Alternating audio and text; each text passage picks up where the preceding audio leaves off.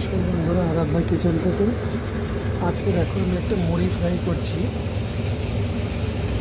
এটা বিকেলের নাস্তা খাবে। তো কড়াতে আমি সরষের তেল দিয়েছি, কালো জিরা দিলাম, আদা কুচি, পেঁয়াজ কুচি, লঙ্কা কুচি দিয়ে একটু হলুদ দিয়ে মুড়ি দিয়ে এলাম, কারি পাতা, বাদাম দিয়ে ভালো করে ভেজে নেব। মুড়মুড়ে নরম হয়ে গেছে, এখন মুড়মুড়ে হয়েছে। এবার এটার মধ্যে চানাচুর, মিক্সচার এসব দিয়ে, লেবু দিয়ে, উপরে পেঁয়াজ ছড়িয়ে দিয়ে দেব। হয়ে গেল আমাদের মুড়ি ফ্রাই। ওকে, ধন্যবাদ। কত সুন্দর হচ্ছে। এবার ধনেপাতা, লেবু, মিক্সচার দিয়ে মিক্স করে দিয়ে দেবো।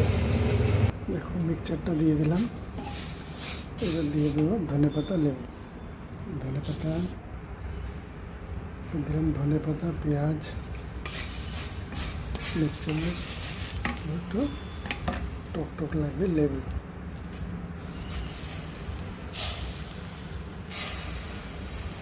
এদের আবার একটু টক না হলে ভালো লাগে না। তো আমার মুড়ি বিকালের নাস্তা রেডি। দেখো কত সুন্দর হয়েছে মুড়ি ভাজা। সকলকে ধন্যবাদ। কেমন হয়েছে বলবে সবাই, লাইক কমেন্ট শেয়ার করবে। ধন্যবাদ সকলকে।